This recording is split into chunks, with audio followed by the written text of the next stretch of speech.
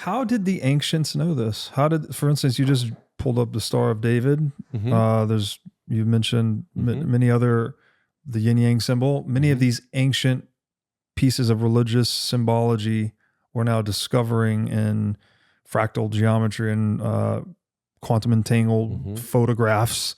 How in the world did they know this? Did they have instrumentation? Was this through meditation? What do you think? I think we've totally missed the boat on what education really is.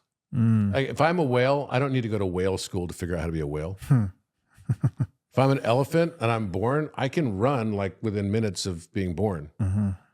And with human beings, we all say, oh, no. Truth has got to be scarce. Let's ascribe a value to it because knowledge is power. And so for the last 2,000 years, that has been the paradigm. That knowledge has not been accessible. It's been power-based. And just like religion, oh yeah, what Jesus taught is good stuff, but we need to find a way to make it proprietary. So let's call it a religion, and we'll sell the idea that if you want forgiveness, you could basically buy it in some way, shape, or form. In schools, this took the different approach, which was, I want to go into a field or career that's more scarce.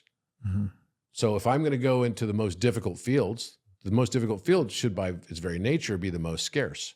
And then that should allow me to command the most dollars per my energy unit, right, of time. And therefore, I could make the most money because that's what society is going to value and put benefit towards.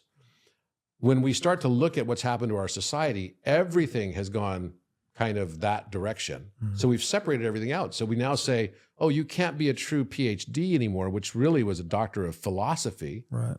Philosophy being love of wisdom. And now we've adulterated it to be this hyper specialized, you can't do a PhD you can't do it in biology as a broad topic. You have to do it in microtubule, whatever, super specified. This is what's happened to the world. And that has caused us, along with AI and cattle prodding us into all these echo chambers of our own conditioning biases on social media, to become a highly, highly, highly polarized society where we think everyone agrees with us because everyone on social media does agree with us, except for when I go home at Thanksgiving, I can't even talk to my family. And I don't belong here anymore. You see the problem? Is this the principle of polarity gone too far then? It's the principle of polarity going to its edges, but that's the way that it comes back to the center. Because this is the next principle, rhythm, right? That it oscillates in that way? It's breathing. Inhalation, exhalation. Consciousness breathes. So how is it that certain periods of time, it seems like there was illuminations. It seems like, during the Renaissance, for example, people were polymathic. You had Da Vinci, you had, all kinds of people like Michelangelo, right? Or Albrecht Dürer. I could go down a whole list of polymaths that were way at the edge of human advancement on every level. And they weren't doing it through hyper-specialization. They got better at understanding the natural sciences by becoming better artists at the same time. Right. It's not through the doorway of more specialization that we gain incremental knowledge.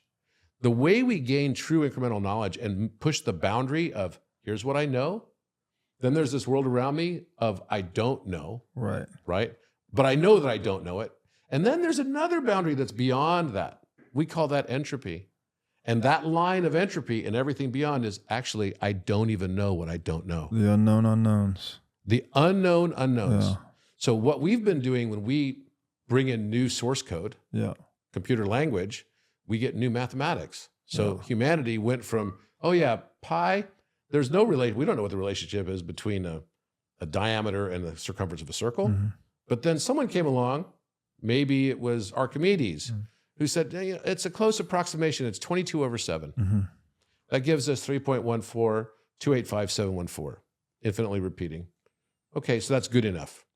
But then someone else came along and said, no, there's a better fraction that gets us there. It's 355 divided by 113. That gives us 3.14159. Really? I didn't know that. 26. Yes, 7 digits of accuracy. So does that mean there's another fraction that's even more accurate? Yeah. Can you keep? There are. You can keep going. Okay. You can keep going. So this gave us 7 digits of accuracy. Each time we were taking what we thought was unpatterned. Right.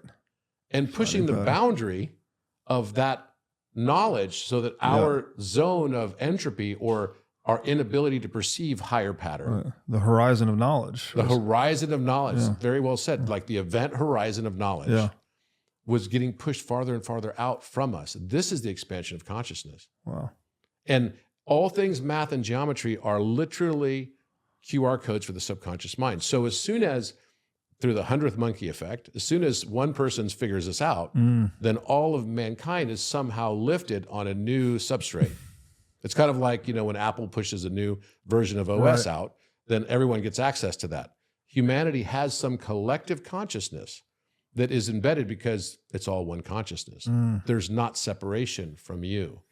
So this idea of, what you're asking about Descartes, I don't know if this answers your question, but it's the expansion and the pushing out of the boundary of this event horizon of knowledge of who we are. That is the human enterprise in a way, right? I mean, that is civilization. That is the human condition. And we're you could say that bubble of entropy, the further we push that out, the more civilization we have, right? Like we have a larger walled garden, something like that. So then we might immediately think, entropy means that it's all random. Well, actually, it's not really. Maybe it's only random because we couldn't perceive the higher pattern. Which goes to the next principle of cause and effect, which is described, I guess by you or someone else. Chance is but a name for law not recognized. Yeah. So we often use the term black swans, right? Which is popularized by Taleb. These are the unknown unknowns that wipe you out.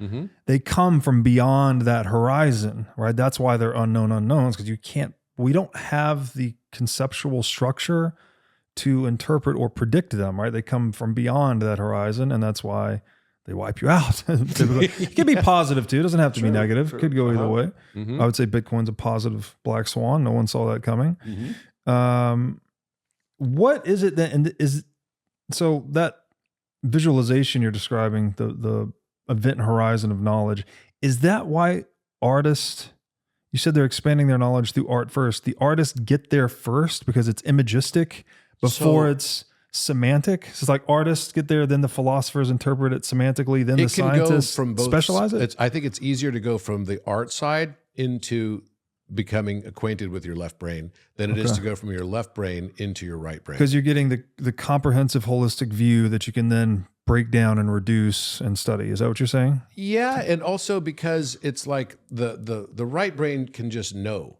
It can just know. It doesn't have to go through the process of learning. It's just a pattern recognition. Right. Yeah. But there's a stage when the intuition, both sides of it can work together and look at something like, math without meaning is just information. Right. Math with meaning can be divine communication.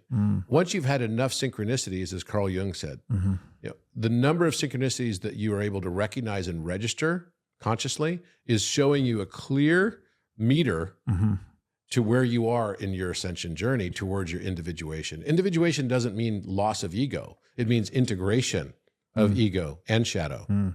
Integration of light and dark. That is the entire purpose of the Hermetic path. So all of this together is this interplay that's working in concert for us to be able to perceive ourselves and expand love. That is the true purpose of life. So there are different stages with the backdrop in this game. Let's call them eras of time, where in certain eras of time, the backdrop makes it easier to become more consciously aware. So you've got Kali Yugas, right? Dark cycles. And then you got long cycles of 24,000 years or 26,000 years that are going to talk about the Earth's wobble. And then within that, you've got all this cycle where there are periods of expansion and contraction, breathing in, breathing out, where we have moments of really profound advance. And we get there through expanding our dimensional perception through spirituality. Spirituality is the doorway to higher science. It's not hyper-specialization. Spirituality gets there through wisdom. And the only people that are able to access this higher science notion are going to be people that have gone through the wisdom path and are able to use it appropriately and understand it. Like I said, I'm not afraid of people that have darkness in them. I'm only afraid of people that believe they have no darkness in them. Right. Because those are the people that do all the fuckery. This is the paradox, right? If you acknowledge that you have darkness, then you're not living in darkness about your darkness. But if you don't acknowledge that you have darkness, you are living in darkness. Yes, about your darkness. it is. It is. But it goes back to what you said about God not having limitation. Yeah. So therefore, it creates us, separates us, so that we can experience through our eyes, and He can experience through us. Yeah. This notion of limitation, and our consciousness is only able to expand to the volume of the cage of our belief system. Interesting. Right? Your consciousness can only expand. We all have these sort of self-limiting thoughts and beliefs. Yeah. We have these negative self-narratives that says, you can't do this. For me, my mother used to tell me all the time, oh, you can't do this. And then my whole life was about proving that I could. I was going to prove her wrong, right? That became a good motivator until one day she's like, oh, you don't need to do that anymore. Until then she was like, next time if you get all A's and not even one A minus, then I'll really love you, right? So this was my path. And it wasn't that it was done to me. I stopped asking when I was in my mid-40s, why did this happen to me? Why was I betrayed? And I started asking instead, why did I choose this? Yeah. Because I realized I am the one. I am the master of my fate. I am the captain of my soul. Thanks for watching. If you enjoyed this episode, click here to find more just like it, and here to find our most recent episode. Also, make sure to like this video to help shine light on the corruption of money, and be sure to subscribe to this channel to stay connected.